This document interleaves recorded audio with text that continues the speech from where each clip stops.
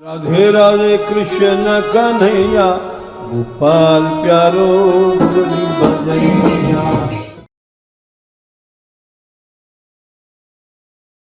जय श्री राधे, जय श्री राधे। श्री राधा मानवेरी लाल एवं श्री श्री बा महाराज के श्री चरणों में बारंबार प्रणाम।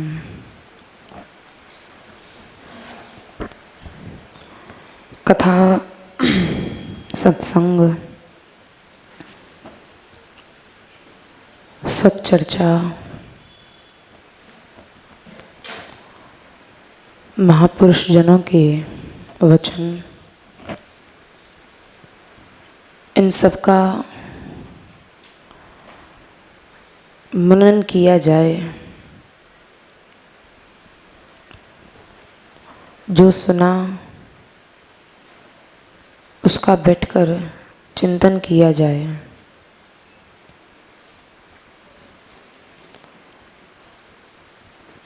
तो ये श्रवण करने की एक विधा है। श्रवण करके उसका मनन किया जाए, चिंतन किया जाए। तो ये जो श्रवण की विधा एक बताई है, इस परंपरा से जो अनंत काल से हमारा कलुषित हृदय है, अनेक प्रकार का गंदगियाँ जिस हृदय में भरी हुई हैं, मैल भरा हुआ है, ये सतत सत्संग करने से और सतत सत्संग करने के पश्चात परम आवश्यक है कि इसका मनन किया जाए। तो मनन से हमारे चित्त में जो अनंत जन्मों के, अनंत काल के कलुषित कर्मों के जो संस्कार हैं, वो मनन से गंदगी मिटती है। और जहाँ हृदय का मैल गया, वहाँ मृदुता प्रकट हो जाती है। मृदुता जहाँ आई जिस हृदय में, वहाँ अपने आप ही करुणा और दया का हृदय में संचार होने लगता है। और जहाँ सर्वत्र करुणा और दया का भाव हृदय में जागृत होगा, तो चर अचर संपूर्ण सृष्टि में भगवत दर्शन होने लगेगा। तो ये बड़ा सुंदर एक श्रवण करने की एक विधा है, परंपरा है। यदि इस विधि से सत्संग सुना जाए, महापुरुषों के वाक्यों का विचार किया जाए, उनका मनन किया जाए, उनका चिंतन किया जाए, तो इस क्रम से यदि किया जाएगा तो उसका बहुत ही शीघ्र और यथार्थ रूप में जो लाभ मिलना चाहिए श्रवण का, वो जीव को प्राप्त हो जाता है। प्रायः हम लोग, प्रायः अधिकांश लोग, हम जैसे लोग सुन तो लेते हैं एक बार ही, अनेक बार, लेकिन जो श्रवण की एक विधा बताई है, उसका मनन किया जाए, चिंतन किया जाए, उसको क्रियान्वित करने का एक प्रयास किया जाए, वो अग्रिम जो क्रम है उसको हम लोग नहीं करते हैं। तो जहाँ हृदय में मृदुता आई, ये सब चीज़ें, करुणा है, दया है, ये जितने भाव हैं, ये हृदय को मृदु बनाते हैं। जैसे स्नान के बाद जब त्वचा को मृदु बनाने के लिए जैसे कोई अनेक प्रकार की चीज़ें लगाता है, कोई तैल लगाता है, तो कोई घृत लगाता है, जिससे जो सूखी चमड़ी है वो मृदुता उसमें आ जाए। एक शुष्क त्वचा और एक मृदु त्वचा। तो मृदु त्वचा देखने में ज़्यादा अच्छी लगती है शुष्क त्वचा की अपेक्षा। तो जैसे स्नान के बाद अनेक प्रकार के पदार्थ लगाते हैं कि हमारी त्वचा मृदु हो जाए, मृदुता का आभास हो, मृदुता का अनुभव हो, क्योंकि मृदुता अधिक प्रिय लगती है, अच्छी लगती है, खुद को भी आनंददायी होती है। तो वैसे ही चित्त के लिए मृदुता परम आवश्यक है। चित्त मृदु होना चाहिए। तो ये मृदुता कैसे आएगी? तो मृदुता की यही विधा है, कथा वस्तु का मनन किया जाए। जब मनन होगा तो मनन आदि से करुणा और दया का आविर्भाव हृदय में होगा। करुणा और दया हृदय में आई तो चित्त स्वयं भी मृदु हो जाएगा, क्योंकि मृदुता से ही भक्ति की शोभा है। मृदु जब तक नहीं है, मृदुता जब तक नहीं है, तब तक आसुरी भाव हृदय में आते हैं, अनेक प्रकार के कठोर भाव, आसुरी भाव जो हृदय को कठोर बनाते हैं, शुष्क बनाते हैं। और जहाँ शुष्कता है, नीरसता है, वहाँ भगवान नहीं है। भगवान तो रस स्वरूप है, रसो वही स ब्रह्म। जहाँ रस है वहीं ब्रह्म है, वहीं भगवान है। तो मृदुता ये भक्त का स्वाभाविक गुण होता है। और मृदु वस्तु मीठी भी होती है, अत्यंत मीठी। जहाँ थोड़ा भी कठोरपन होता है, भले ही वो व्यंजन चाहे कितना भी मीठा क्यों ना हो, लेकिन यदि व्यंजन में कठोरता है तो वो मीठा होते हुए भी अच्छा नहीं लगता है। अब जितना खीर पीने में अच्छी लगेगी जो मृदु है और मीठी भी है, उतना कोई कठोर व्यंजन हो, शक्कर पारे हों, तो वो खाने में इतना अच्छा नहीं लगेगा। दोनों चीज़ सामने रखी हों तो आदमी सबसे पहले खीर पर ही हाथ मारेगा, क्योंकि वह मीठे के साथ साथ मृदु भी है, मृदु स्वरूप है। तो इसलिए मृदुता जो होता है ये भक्ति का लक्षण है, भक्त का प्रथम लक्षण मृदुता है। उससे भक्ति की और भी शोभा बढ़ जाती है, अत्यंत शोभा बढ़ जाती है।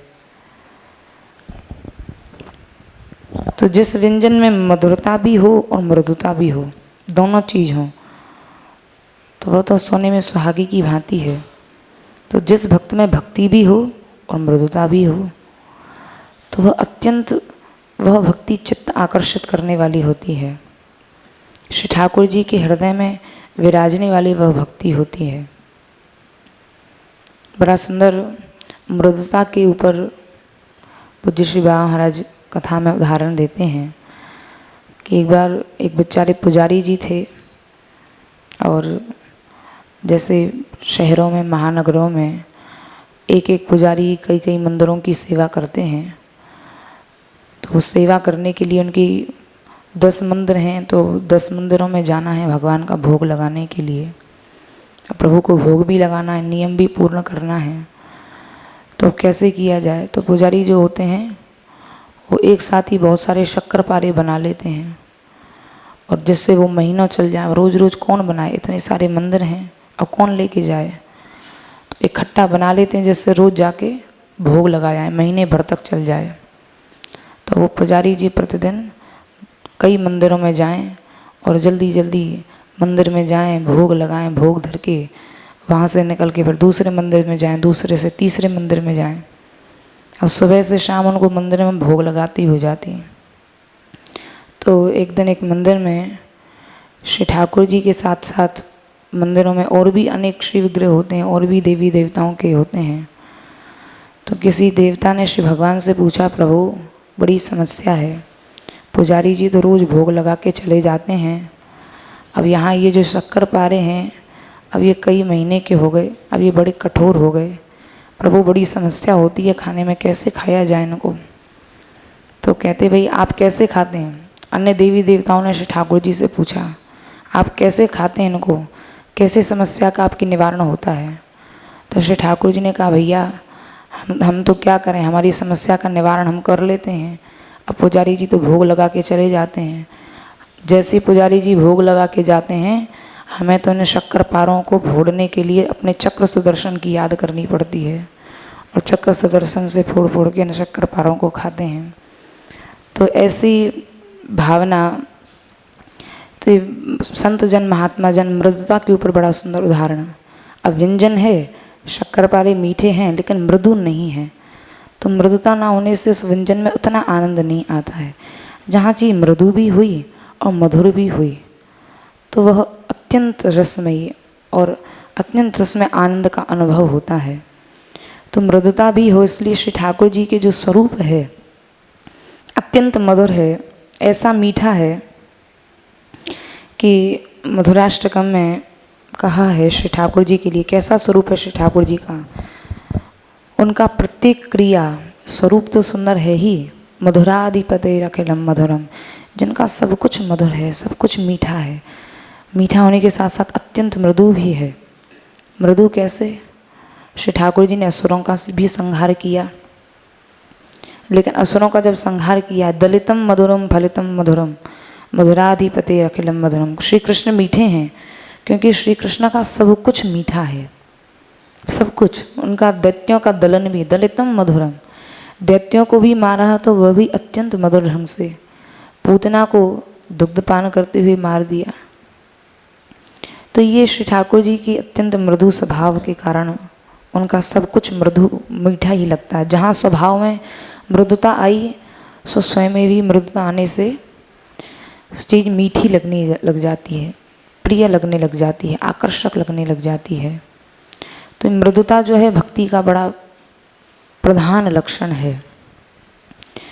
तो ये श्री ठाकुर जी की मृदुता का जिसका वर्णन गोपियाँ भी कहती हैं, यत्ते सुजात चरणाम्बुजस्तनेषु भीता शनि प्रिय मही कर्कशेषु तेना टवी मटस्ति व्यथते न किंस्विद। तुम्हारे इतने कोमल चरण हैं कि गोपियाँ श्री ठाकुर जी के उन कोमल चरणों को अपने कठोर वक्षस्थल पर रखने से डरती हैं, भयभीत होती हैं कि अरे कृष्ण तुम्हारे इतने कोमल चरण हैं, कहाँ हमारा यह वक्षस्थल अत्यंत कठोर, तो हमारा वक्षस्थल इस योग्य नहीं है कि तुम्हारे इतने चरण कोमल चरण कमलों को रखे, कहीं तुम्हारे चरण कमलों को आहत ना हो। भीता शनि प्रिय दधिमहि कर्कशेषु, इसलिए इतने मृदु हैं और इतने मीठे हैं। मृदुता ही माधुर्य लगती है। भक्त इतना मृदु होता है, भगवान भी इतने मृदु होते हैं। अब ये मृदुता का ही तो उदाहरण है जिस समय श्री भृगु जी महाराज, जब सभी देवताओं के पास सब देवों में सर्वश्रेष्ठ कौन है यह परीक्षण करने के लिए जब जाते हैं, तो अन्य देवों के पास गए हैं। किसी ने क्रोध किया तो किसी ने सोचा अरे भृगु जी ब्रह्मा जी के पास गए, बोले हमारा बेटा होकर और हमारे न प्रणाम करता है न कुछ करता है, इस प्रकार आके खड़ा हो गया। हृदय में ऐसा भाव आया। शंकर जी के पास गए तो शंकर जी ने भ्रातृव्रत आलिंगन करने का प्रयास किया श्री भृगु जी महाराज को, तो भृगु जी महाराज अकड़ के खड़े रहे, परीक्षा ले रहे थे। तो अकड़ के खड़े होने के बाद भी श्री भृगु जी महाराज ने कहा अरे हमसे दूर हो जाओ, अशुभ वेश धारण करते हो, मुंडों की माला धारण करते हो, शरीर पर चिता की भस्म लगाते हो, ऐसा अशुभ वेश तुम्हारा है, हमसे स्पर्श करोगे, दूर हो जाओ, हमारा आलिंगन करने की आवश्यकता नहीं है। तो भगवान शंकर तो एकदम क्रोध में तिलमिला उठे। तो देखा इनके अंदर भक्ति है, मृदुता नहीं है। मृदुता तो भक्ति का लक्षण है।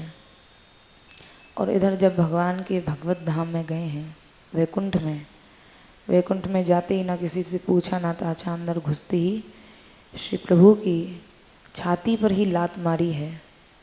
तो वहाँ जब लात मारी है तो श्री ठाकुर जी वहाँ स्वयं श्री भगवान नारायण हाथ जोड़कर खड़े हो गए श्री भृगु जी महाराज के सामने कि भृगु जी आप क्षमा करें, आपके आने का ज्ञान मुझे नहीं हो पाया, ये आप कब में आ गए, हम आपका स्वागत नहीं कर पाए, सत्कार नहीं कर पाए, क्षमा करिए। तब श्री भृगु जी महाराज के श्री चरणों को उल्टा दबाने लगे कि कहीं हमारी कठोर छाती है। अतीव कोमलो तात चरणों ते महामने आपके तो अत्यंत कोमल चरण हैं और कहाँ हमारा कठोर वक्षस्थल, आप हमें क्षमा कीजिए। तो ये मृदुता का जो लक्षण है ये अत्यंत आकर्षित करता है। तो श्री भृगु जी महाराज ने कहा, भैया त्रिदेवों में सबसे बड़े देव तो श्री भगवान नारायण ही हैं, जिनके हृदय पे हमने जाति छाती पर ही लात का प्रहार किया, लेकिन उसके बाद भी उनके हृदय में किसी प्रकार का कोई न द्वेष की भावना, न क्रोध की भावना, न बदले की भावना, उल्टा हमारी चरण दबाने लगे।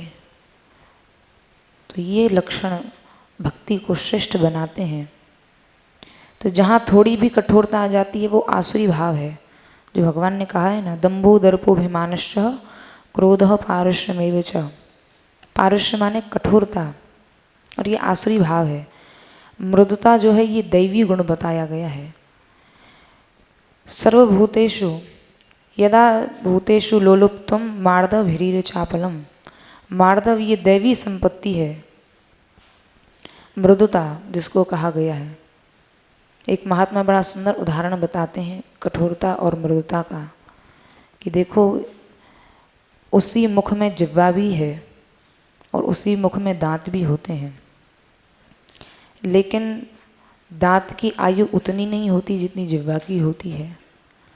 दांत जो है वो कठोरता के कारण बाल्यकाल में एक उम्र होने के बाद 3 से 4 वर्ष की अवस्था में निकलते हैं और वृद्धावस्था में मरने से पहले ही चले भी जाते हैं।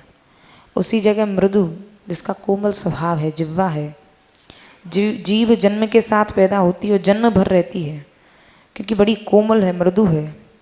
मृदु वस्तु में जीवन शक्ति अधिक होती है कठोर वस्तु की अपेक्षा। तो दांत कठोर होता है, जन्म के साथ नहीं आता और वृद्धावस्था से पहले ही चले जाते हैं, जीवन भर साथ नहीं देते हैं। कठोर वस्तु की आयु अत्यंत कम होती है। किसी शायर ने कहा है, लोच का नाम जिंदगी है और कठोरता का नाम ही मुर्दानगी है।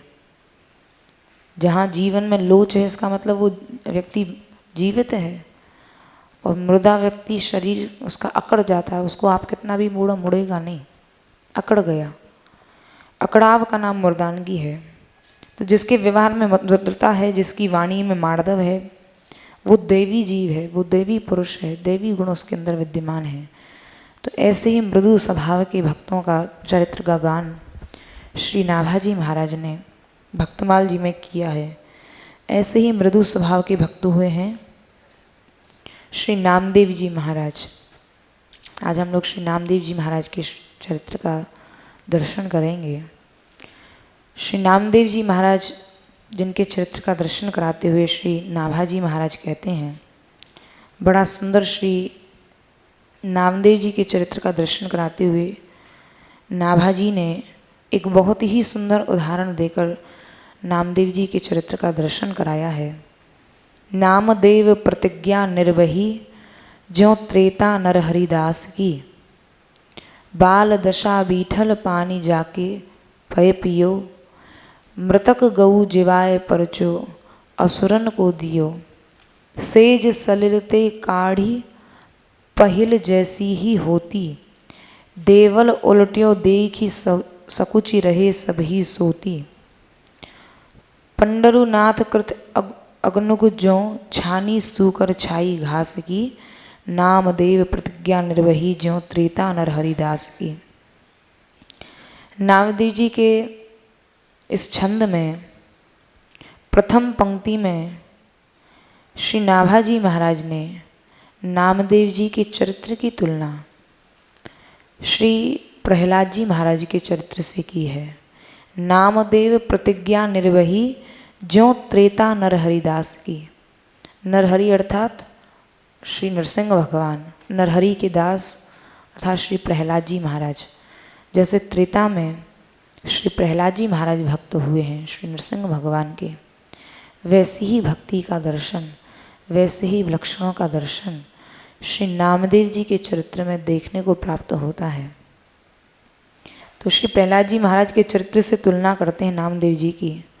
श्री प्रहलाद जी महाराज की जो रहनी थी वो कैसी रहनी थी, क्यों श्री नामदेव जी के चरित्र की तुलना श्री प्रहलाद जी से की है, ऐसे क्या विशेष लक्षण, ऐसे कौन से भक्ति के गुण, ऐसे कौन से भक्ति के लक्षण श्री प्रहलाद जी महाराज के चरित्र में देखने को मिलते हैं। सप्तम स्कंद में प्रहलाद जी ने असुर बालकों को जो उपदेश दिया है, बड़ा विलक्षण उपदेश है। एतावानेव लोकेस्मिन् पुंसा स्वार्थ परस्मृतः एकांत भक्तिर गोविंद यह सर्वत्र तदीक्षणम। एतावानेव माने श्री प्रहलाद जी महाराज ने कहा है, एतावानेव माने इतना ही, लोकेस्मिन् इस लोक में, पुंसाम स्वार्थ परस्मृतः, स्वार्थ परस्मृत माने जीव का सच्चा स्वार्थ क्या है इस लोक में। परमार्थ तो सब जानते ही हैं कि भाई जीव जगत के लिए कल्याणकारी जो मन में विचार आए, जो हमारे द्वारा किसी के हित के लिए कार्य हो, वो परमार्थ है। लेकिन जीव अपना सच्चा स्वार्थ नहीं समझ पाता है।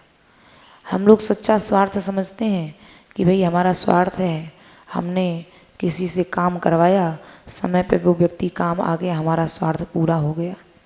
हमने किसी को एक गिलास पानी दिया तो समय पे हम जो दे रहे हैं उसका ही हमें रिटर्न में प्राप्त हो जाए, हमारा स्वार्थ पूर्ति हो गई, भाई हमने जो दिया उसका हमें प्राप्त हुआ। लेकिन वस्तुतः यह स्वार्थ नहीं है। मनुष्य संसार में अपना सच्चा स्वार्थ भी नहीं समझ पाता है। जीव का सच्चा स्वार्थ क्या है? श्री प्रहलाद जी महाराज कहते हैं, पुंसाम स्वार्थ परस्मृतः, स्वार्थ और परमार्थ श्री ठाकुर जी के चरणों में अनन्या रति हो जाए। स्वार्थ साच जीव कर एहु, मन क्रम वचन राम पद नेहु। परम स्वार्थ क्या है? परम अभीष्टि की सिद्धि क्या है? बोले मन वच क्रम राम पद नेहु। मन वचन और क्रम से हमारी जो त्रिविधा भक्ति है, मन से भी और क्रम से भी वचन से भी हमारा प्रेम श्री ठाकुर जी के चरणों में हो जाए, यही जीव का सच्चा स्वार्थ है। इससे बड़ा स्वार्थ कुछ हो नहीं सकता है। ये सबसे बड़ा स्वार्थ है। हमारी जो त्रिविधा गति रति है वो केवल श्री ठाकुर जी के चरणों में हो जाए। त्रिविधा गति मन से भी, क्रम से भी, वचन से भी, और यही परमार्थ भी है। क्योंकि जब तक जीव अपने स्वार्थ की पूर्ति नहीं कर सकता ना, तब तक परमार्थ क्या करेगा? जब तक वो अपनी पूर्ति नहीं कर पाया, जब तक वह अपना ही पेट नहीं भर पाया, तो दूसरे का पेट क्या भरेगा? तो परमार्थ भी तब होता है जब अपने स्वार्थ की सिद्धि होती है। लखनलाल जी ने निषाद राज को कहा था, सखा परम परमार्थ एहु, मन क्रम वचन राम पद नेहु। परमार्थ भी यही है और स्वार्थ भी यही है। तो श्री प्रहलाद जी महाराज भी यही कहते हैं, एकांत भक्तिर गोविंद हृदय सर्वत्र तदीक्षणम। सर्वत्र उनका दर्शन, सर्वत्र श्री भगवान की अनुभूति, ये प्रहलाद जी की भक्ति का सिद्धांत है। जहाँ चर अचर सृष्टि में श्री प्रहलाद जी महाराज को भगवत दर्शन होने लगा था, ये सिद्धांत, ये प्रहलाद जी की भक्ति का स्वरूप है। इसलिए तो इतने बड़े बड़े श्री प्रहलाद जी महाराज के ऊपर इतनी बड़ी बड़ी यातनाएं उनको दी गई, जिन यातनाओं को बड़ा बड़ा कोई सह नहीं सके। लेकिन श्री प्रहलाद जी महाराज 5-7 वर्ष की आयु में इतनी बड़ी बड़ी यातनाओं को सबको सह गए, क्योंकि उनको जहाँ चर अचर में भगवत दर्शन हो रहा है, तो भगवान का जब दर्शन होने लगा, भगवत दर्शन होने लगा, अपने इष्ट का दर्शन होने लगा, तो अपना इष्ट ही भगवान की कैसे अनिष्ट कर सकता है? तो ये भगवान श्री प्रहलाद जी महाराज के भक्ति का स्वरूप है। कि इसलिए प्रहलाद जी ने कभी भी जो अपकार परायण, जो असुर थे, जिन्होंने उपकार नहीं किया था, अपकार किए थे, सदैव उनके अनिष्ट की चेष्टा की। कोई उनको मारने के लिए आ रहा है, किसी ने उनको जेल में बंद कर दिया, कोई सर्पों से डसवा रहा है, कोई विष दे रहा है, जिनका सदैव बैर था श्री प्रहलाद जी का के प्रति। लेकिन श्री प्रहलाद जी उनके भी प्रति कभी उनके मन में अशुभ करने का या अनिष्ट का चिंतन भी उनके हृदय में नहीं आया कि इसने मेरे को मारने का प्रयास किया तो मैं भी इसको मारूं, जो यहाँ यह बदले की भावना, अनिष्ट की भावना जहाँ आती है, वहाँ हमारी भक्ति दुर्बल पड़ जाती है। तो श्री प्रहलाद जी महाराज की जो भक्ति थी, जो इतनी सबल और प्रबल और इतनी जिसमें शक्ति थी, उसका कारण यही था कि जो अनिष्ट की चेष्टा करने वाले थे, उनके प्रति भी उनके हृदय में कभी अनिष्ट की भावना श्री प्रहलाद जी के अंदर नहीं आई। उनकी कल्याण की ही चेष्टा, बल्कि उल्टा कल्याण की चेष्टा करते। श्रीमद् भागवत जी में तो, क्योंकि भागवत सूत्र रूप ग्रंथ है, तो विष्णु पुराण में यह उल्लेख बड़े विस्तार से प्राप्त होता है। माया भी सन्निरोधैश्च, मारने का जो प्रयत्न किया, आविचारिक प्रयोग किए, यानी मारने के लिए तांत्रिक प्रयोग कराए गए। हिरण्यकश्यपु ने षण्डामर्क जी से ऐसे ऐसे प्रयोग कराए कि यह मर जाए। जो षण्डामर्क प्रहलाद जी महाराज के गुरु हैं, आविचारिक प्रयोग, मारण प्रयोग, तांत्रिक प्रयोग, अनेक प्रकार के प्रयोग श्री प्रहलाद जी महाराज के ऊपर करवाए हैं। चाहे वो तांत्रिक प्रयोग हों, चाहे उनको कारागार में डाल के या जहर दे के, या उनको जो भागवत जी में अनेक प्रकार के उनके ऊपर जो हुए हैं जितने भी अत्याचार, उनका वर्णन मिलता है कि उनको समुद्र में गिराया गया ऊंचे पर्वत से। लेकिन वो सब, ये सब आविचारिक प्रयोग भक्तों के ऊपर फलीभूत नहीं होते हैं, अपितु जो यह करता है उसी का अनिष्ट करने वाले सिद्ध होते हैं। इसका प्रत्यक्ष उदाहरण है श्री अम्बरीश जी महाराज। दुर्वासा जी ने मारने का प्रयत्न किया, कृत्या राक्षसी को भेजा, तो दुर्वासा जी के लिए ही समस्या खड़ी हो गई। वहाँ वो कृत्या राक्षसी श्री अम्बरीश जी महाराज का तो कुछ नहीं कर पाई, बल्कि अपने प्राणों को बचाने के लिए दुर्वासा जी महाराज की सामने समस्या खड़ी हो गई। तो ये तांत्रिक प्रयोग, बड़े बड़े प्रयोग, राक्षसी, राजसी, तामसी प्रयोग भक्तों का कुछ अनिष्ट नहीं कर सकते हैं। अथवा द्वारिका लीला में उदाहरण प्राप्त होता है, जिस समय काशीराज पौंड्रक का श्री भगवान ने वध किया है, तो काशीराज जो पौंड्रक हैं, उसके बालक ने, उसके पुत्र ने, बेटे ने श्री प्रभु को मारने का प्रयत्न किया, भगवान के ऊपर तांत्रिक क्रियाओं को प्रयोग किया, लेकिन उन क्रियाओं से वो ही मर गया। भगवान का क्या बिगाड़ सकता है। तो श्री प्रहलाद जी महाराज की जो उदाहरण दिया है, नामदेव प्रतिज्ञा निर्वही जो त्रेता नर हरिदास की, वो इसीलिए श्री प्रहलाद जी महाराज के समान तुलना की है कि प्रहलाद जी के ऊपर षण्डामर्क गुरु ने तांत्रिक प्रयोग किए, उनको मारने के प्रयोग किए, लेकिन उसका परिणाम यह हुआ कि प्रहलाद जी का तो कुछ नहीं बिगाड़ पाए, बल्कि षण्डामर्क ही उन तांत्रिक प्रयोगों से खुद मर गए। तब श्री भगवान की विशेष प्रार्थना, प्रहलाद जी का तो जहाँ सर्वत्र जड़ वस्तु के प्रति भी जहाँ भगवत भाव है, तो वहाँ जो प्रहलाद जी के गुरु हैं षण्डामर्क, तो उनके प्रति तो क्यों नहीं होगा। तो उन्होंने कहा चाहे जैसे भी हैं तो हमारे गुरु ही, इनके अंदर भी तो भगवान विराजते हैं। बल्कि अपनी भक्ति के प्रभाव से और विशेष प्रार्थना करके श्री प्रहलाद जी महाराज ने अपने गुरु श्री षण्डामर्क जी को जीवित किया है। तो प्रहलाद जी के अंदर यदि ये भावना नहीं होती तो कैसे जीवित करते। तो दूसरी बात, एक तो बात यह है कि उनकी किसी जीव के प्रति कोई द्वेष भाव नहीं था, और दूसरी बात यह है कि प्रहलाद जी ने बाल्य अवस्था में ही उनकी ऐसी प्रगाढ़ रीति, ऐसी प्रगाढ़ भक्ति श्री ठाकुर जी के चरणों के प्रति हुई कि नृसिंह देव को मात्र 5 वर्ष की अवस्था, श्री प्रहलाद जी महाराज की 5 वर्ष की अवस्था में उस प्रगाढ़ रीति के कारण श्री प्रहलाद जी महाराज ने नृसिंह भगवान को प्रकट होना पड़ा उनकी भक्ति के प्रभाव से। साक्षात श्री नृसिंह भगवान को, साक्षात श्री भगवान नारायण को नृसिंह के रूप में श्री प्रहलाद जी महाराज के लिए एक नया रूप धर के अवतरित होना पड़ा, अवतार हुआ है। इसी बात को कवितावली में गोसाई जी कहते हैं, प्रेम बदो प्रहलाद ही को जिन पाहन ते परमेश्वर काढ़े। श्री प्रहलाद जी महाराज ने कह दिया, एतस्मिन् स्तंभे मया ईश्वर परिदृश्यते, इस स्तंभ में मुझे ईश्वर दिख रहे हैं, मेरे प्रभु दिख रहे हैं। तो हिरण्यकश्यपु ने कहा, मया तो न दृश्यते, मैं तो नहीं देख सकता, मुझे तो कहीं दिखाई नहीं दे रहे हैं। तो यहाँ श्री प्रहलाद जी महाराज ने कहा, ये आपकी आँखों का दोष होगा, लेकिन मुझे तो इसमें साक्षात रूप से भगवान का स्वरूप का दर्शन हो रहा है, आप देखिए तो सही। अब ये तो भगवान ही जाने कि भगवान उस स्तंभ में थे कि नहीं, ये तो भगवान जाने।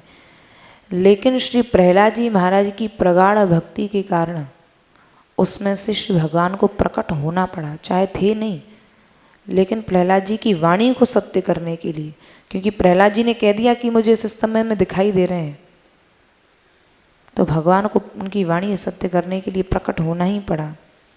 तो वैसे ही श्री नामदेव जी के नाभाजी महाराज जो वर्णन कर रहे हैं, इन्हीं दो लक्षणों को देखते हुए श्री प्रहलाद जी महाराज का उदाहरण, उनके चरित्र का उदाहरण श्री नाभाजी महाराज दे रहे हैं कि नामदेव प्रतिज्ञा निर्वही जो त्रेता नर हरिदास की।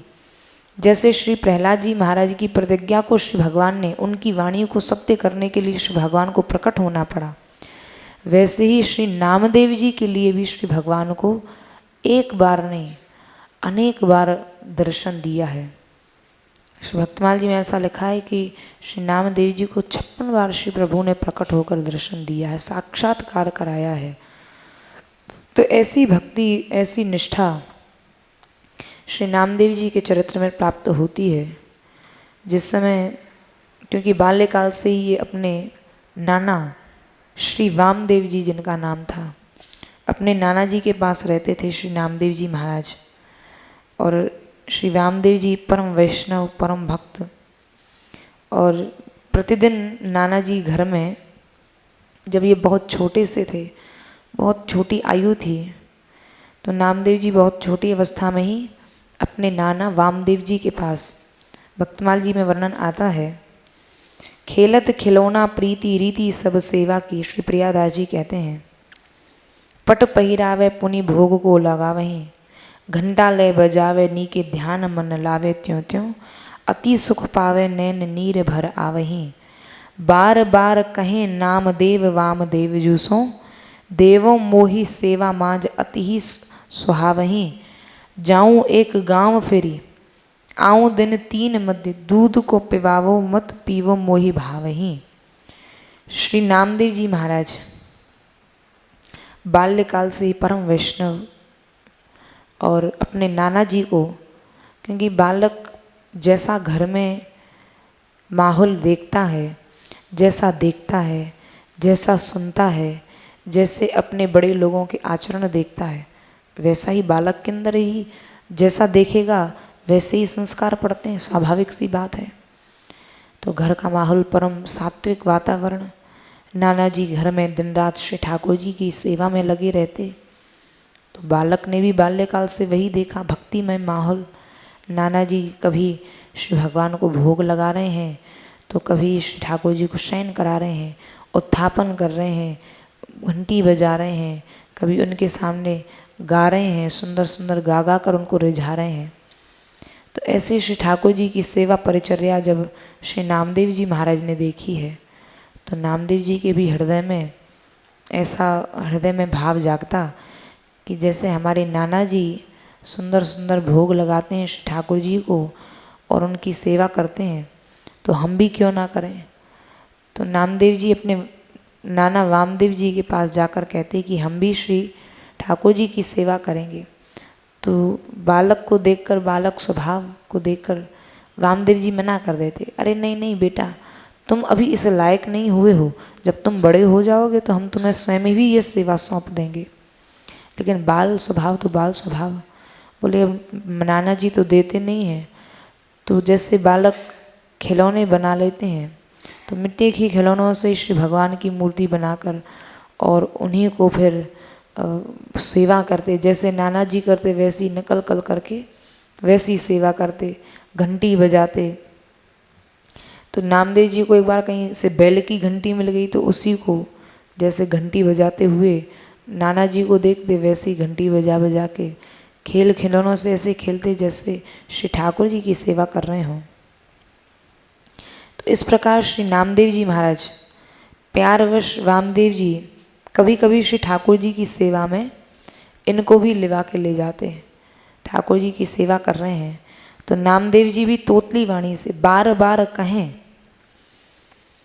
बार कहें नाम देव वामदेव जी उसो, मोही सेवा मांझ अति ही सुख सुहावही। मुझे आप जो सेवा करते हैं इसमें परम आनंद की अनुभूति होती है। आप मुझे भी यह सेवा सौंपिए।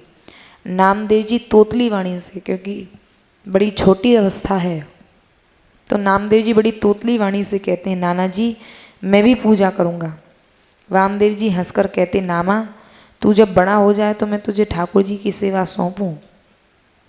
धीरे धीरे नामदेव जी कुछ बड़े हुए और बड़े होने पर अपने खिलौना ठाकुर जी की सेवा अच्छी तरह कर लेते। तो वामदेव जी से बार बार कहते, देखिए नाना जी अब मैं बड़ा हो गया हूँ, हमारे जो ठाकुर जी हैं उनकी मैं देखो बहुत अच्छे से सेवा कर लेता हूँ। अब आप किसी दिन आप भी हमें अपने ठाकुर जी की सेवा सौंप कर तो देखिए, मैं उनकी किस प्रकार सेवा करता हूँ। अब मैं बड़ा हो गया हूँ। तो इस प्रकार बार बार सेवा के लिए श्री नामदेव जी महाराज अपने नाना जी से कहते कि अब मेरा सेवा में खूब मन लगने लगा है, अब मेरी खूब रुचि बढ़ने लगी है।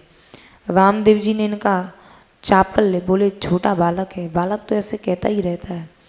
तो जैसे बालक की बात को सुनकर बड़े लोग टाल देते हैं, नहीं आज नहीं कल देंगे, कल नहीं परसों देंगे, तो वैसे ही बाल भाव समझकर इनके नाना जी भी रोज इनको टाल देते। बोले नहीं नहीं बेटा, जब तुम बड़े हो जाओगे तो तुम्हें हम सेवा दे देंगे, आज नहीं कल दे देंगे, कल नहीं परसों दे देंगे।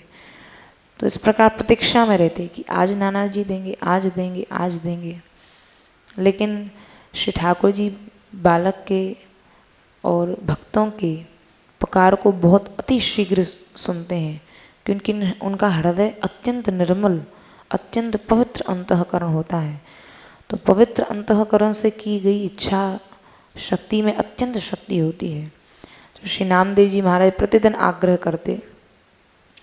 अब एक दिन संयोग की बात, श्री ठाकुर जी की इच्छा, अब यह उनके नाना जी वामदेव जी को किसी कार्य से और बाहर जाना पड़ा। और जब बाहर जाने लगे तो सोचा कि अरे अब क्या किया जाए, श्री ठाकुर जी की घर में सेवा है, घर में हम सेवा करते हैं, इस प्रकार भगवान को छोड़ के जाना उचित नहीं है, क्या किया जाए। तो सोचा चलो आज लगता है नामदेव की इच्छा को पूर्ण करने के लिए श्री ठाकुर जी ने लीला की है। अब कुछ कुछ नामदेव को सेवा करनी आ गई है, अब हम जाएंगे कहीं तो 3 दिन के लिए जाना पड़ा श्री नामदेव जी के नाना जी को, वामदेव जी को।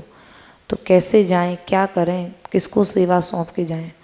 तो सोचा अब कुछ है तो है नहीं और तो कोई रास्ता नहीं है, अब नामदेव को ही यह सेवा सौंप कर जाना पड़ेगा।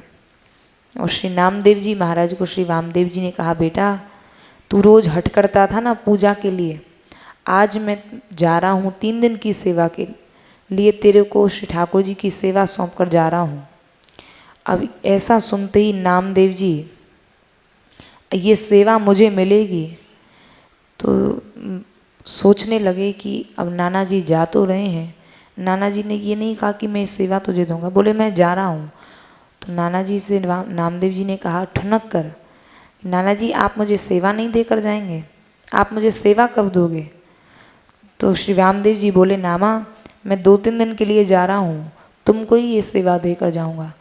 अब तो यह सुनते ही नामदेव जी के तो हर्ष का ठिकाना नहीं रहा कि अब तो नाना जी को 1 दिन के लिए नहीं, हम तो 3 दिन के लिए अब ये सेवा मिलेगी, 3 दिन के लिए अब हम पुजारी बन जाएंगे। अब तो हम खूब रुच रुच के श्री ठाकुर जी को सुबह से शाम तक खूब व्यंजन भोग में लगाएंगे, मिश्री है, केसर डाल के दुग्ध में खूब भोग लगाएंगे। और इतने प्रसन्न हुए कि वो प्रसन्नता जब नामदेव जी के जो मित्र थे उन्होंने देखी और खूब उछल रहे हैं, कूद रहे हैं। तो नामदेव जी के जो मित्र थे उन्होंने कहा, भैया आज तू इतना क्यों उछल रहा है, कूद रहा है। बोले आज मेरे हर्ष का ठिकाना नहीं है, आज हमारे नाना जी गए हैं कहीं 3 दिन के लिए और मैं हमारे नाना जी के ठाकुर जी का 3 दिन के लिए पुजारी बना हूँ, इसलिए आज मेरे हर्ष का ठिकाना नहीं है। अब इतने प्रसन्न हैं श्री नामदेव जी महाराज कि अब तो हमें, अब रात्रि में अब नामदेव जी सोच रहे हैं कि कब प्रातः काल हो और कब हम सेवा में उपस्थित हों। रात भर नामदेव जी को नींद ना आए, बार बार उठ के देखें कि अरे नाना जी तो अभी सो रहे हैं, अभी तो जब तक ये सोते रहेंगे तब तक ये सेवा हमारे हाथ में नहीं आएगी, जब ये जाएंगे तभी यह सेवा हमारे हाथ में आएगी। और मध्य रात्रि में बार बार उठ के पूछ लें, अरे नाना जी कब जाएंगे? नाना जी कह रहे बेटा प्रातः काल तो होने दे, तब तो हम जाएंगे, तब तो मैं ये सेवा मिलेगी। इतनी सेवा की उत्सुकता है कि रात्रि में कई बार उठ उठ के नामदेव जी अपने नाना जी को देख लें और पूछ लें कि कब नाना जी जाएं, कब यह सेवा हमारे हाथ में आए। तो श्री नामदेव जी महाराज का हर्ष समाविष्ट नहीं हो रहा है। जैसे ये कैसी त्वरा है। वामदेव जी खूब समझा रहे हैं, रात भर खूब समझाया है कि बेटा इस प्रकार सेवा करना, प्रातःकाल उठते ही सबसे पहले स्नान करके श्री ठाकुर जी का उत्थापन करना, उत्थापन करते ही श्री भगवान को भोग लगाना, उसमें तुलसी दल छोड़ना। बोलते हैं नाना जी हाँ मुझे सब पता है, आपकी रोज़ मैं सेवा देखता हूँ, लेकिन फिर भी नाना जी तो सोच ही रहे हैं तो बालक है, तो बालक की भांति एक एक चीज़ समझा रहे हैं। लेकिन श्री नामदेव जी तो कुछ सुन ही नहीं रहे, उनको तो बस केवल त्वरा है, उनको तो इतनी त्वरा है, इतनी जल्दी है श्री ठाकुर जी की सेवा में उपस्थित होने की कि उनको तो रात भर नींद ही नहीं आ रही है, उछल रहे हैं, कूद रहे हैं। जैसे बड़ा सुंदर दृष्टांत संत जन देते हैं कि जैसे ठाकुर जी को अपने ब्याह की त्वरा थी ना, जब श्याम सगाई का अवसर आया है तो यशोदा मैया बड़े प्रेम से लाला को, श्याम सुंदर को समझा रही है, अरे कन्हैया तू चोरी काहे को करे, अरे तेरे घर में कोई माखन दूध दही की कमी हो तो बता, जहाँ तेरे बाबा के यहाँ 9 लाख गैया हैं फिर भी वाकई बात तू चोरी करे। तेरे बाबा संपूर्ण ब्रज के राजा की भांति हैं, और राजा को बेटा यदि यह प्रकार चोरी करेगो तो ये कोई अच्छी बात थोड़ी है, ये याते तो तेरा नाम ही बिगड़ रहे हो है। कल को तो को कोई देखने वाले आएंगे तो देखने वाले यूं ही देख के लौट जाएंगे कि अरे छोरा तो सुंदर है लेकिन है चोर, तो तेरे रिश्ते ही लौट जाएंगे, तेरा ब्याह ही नहीं होगा।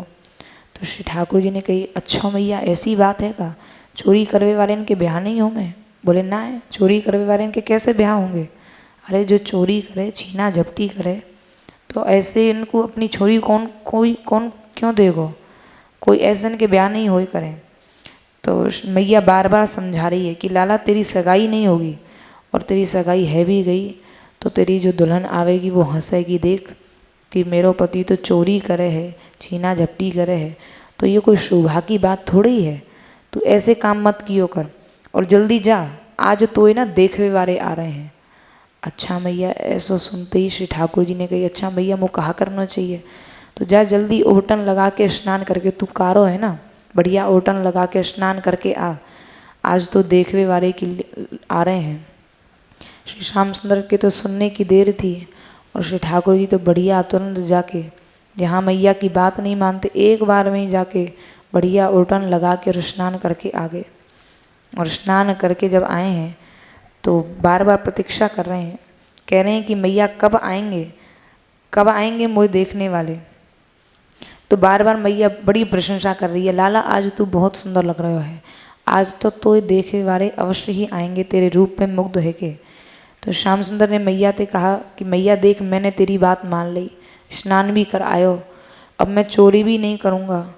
फिर नहा धोकर मैया से बढ़िया चुटिया भी गुथवा ली, मैया मेरी चुटिया भी गूँथ दे, आज मुँह देखवे के लिए आ रहे हैं। तो मैया से बार बार कह रहे हैं मैया तेने तो कहीं देखवे के लिए आ रहे हैं, अभी तक तो कोई आयो नहीं है। यशोदा मैया बोली अरे छोरा कल तो देखवे के वाले आएंगे, अभी तो तू सो जा रात्रि में, कल देखने वाले आएंगे तब मैं बता दूंगी। तो मैया श्री ठाकुर जी से काम करवाने के लिए और ब्याह का बहाना लगा के, और प्रतिदिन श्री ठाकुर जी बढ़िया तैयार हो जाएं और चुटिया गुथवा लें। तो मैया ने सवेरा होते ही झुंगली, अब ठाकुर जी हैं बाल लीला कर रहे हैं, तो मैया ने कहा अच्छा लाला अब खड़ो हो जा, उठ जा। श्री ठाकुर जी ने कही मैया जल्दी मुझे झुंगली पहना दे, जल्दी बढ़िया बढ़िया वस्त्र पहना दे, आज रात्रि भर मुझे यही चिंता में नींद नहीं आई कि कल मैं कैसे मुझे देखे वाले आएंगे और मुझे कैसे देखेंगे, तो बढ़िया नए वस्त्र धारण करा। यहाँ ठाकुर जी कहने से धारण नहीं करें, आज कह के मैया से नए वस्त्र धारण करा।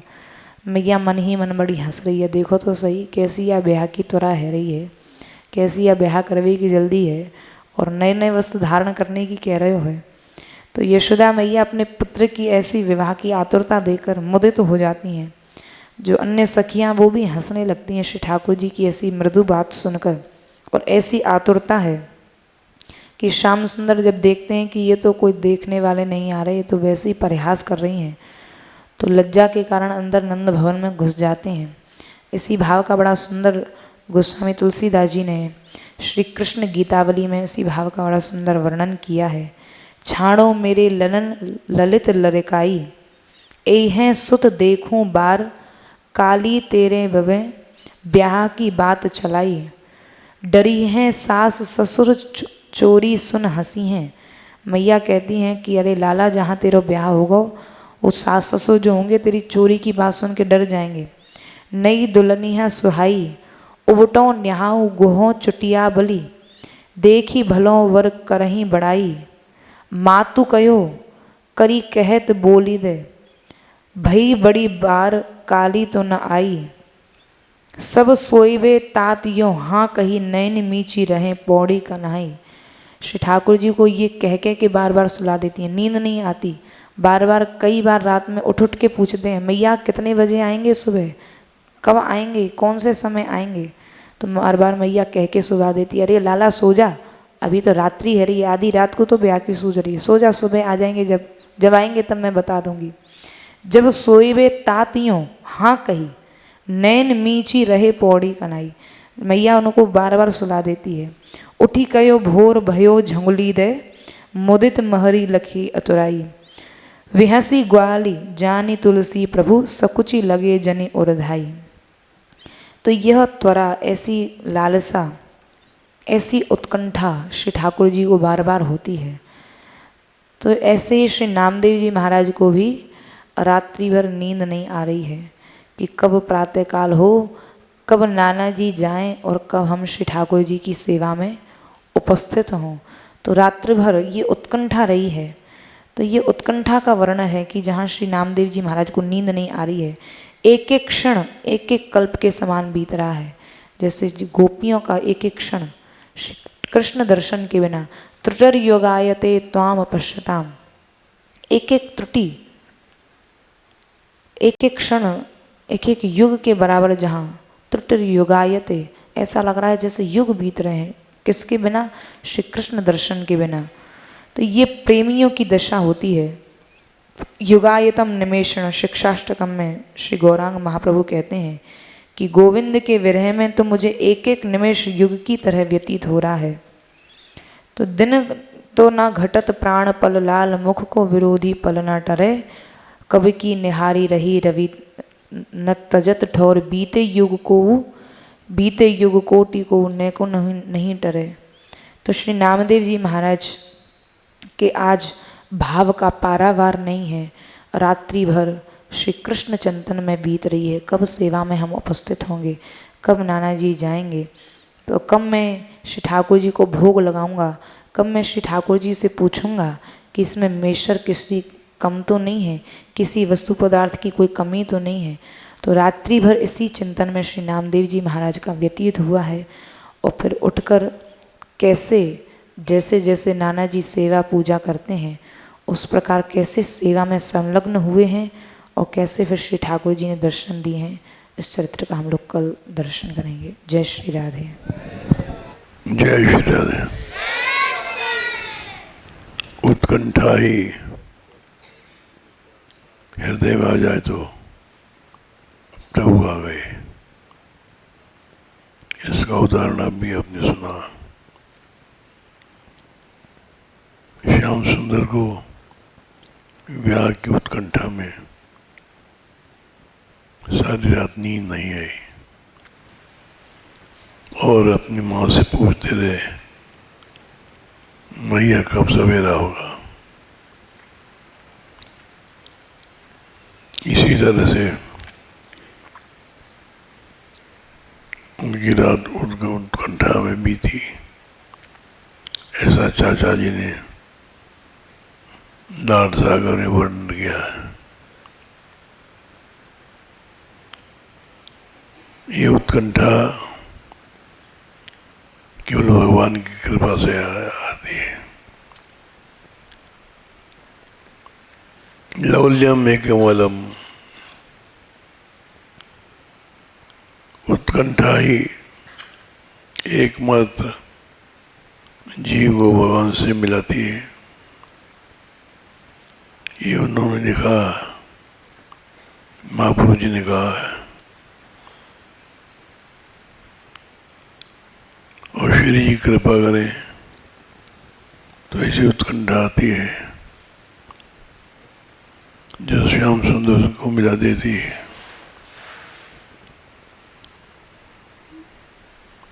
इसी कृपा की आशा में हम लोग पढ़े हैं। जय श्री राधे। राधे कृष्णा राधे कृष्णा कृष्णा कृष्णा राधे राधे राधे श्यामा राधे श्यामा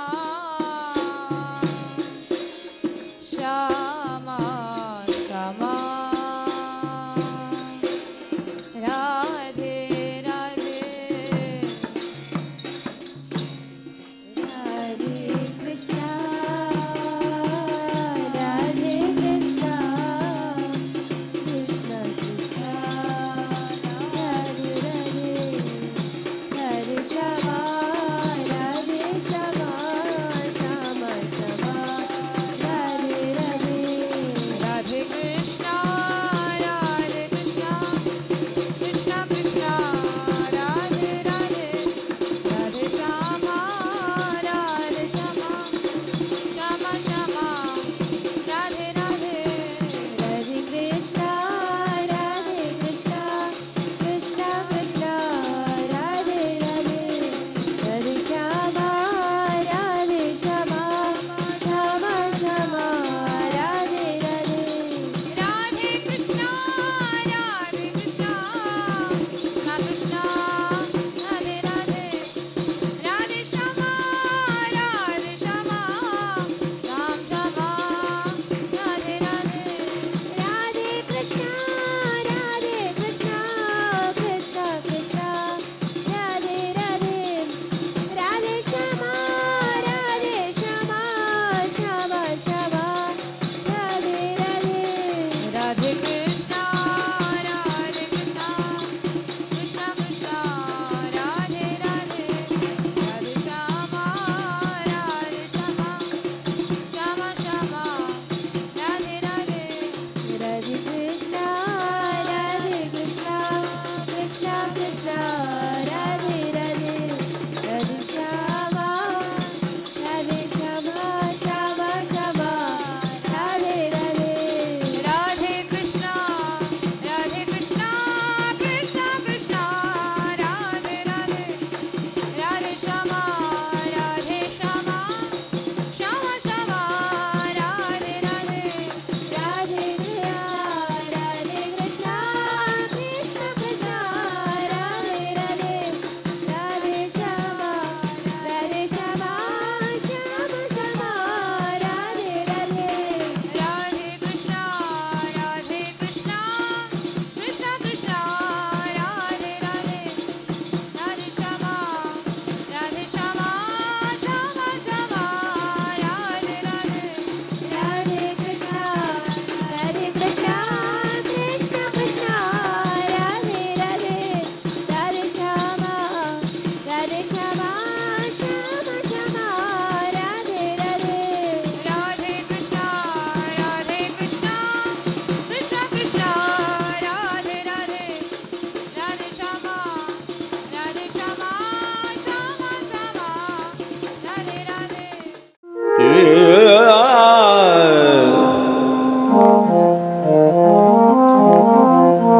Yeah.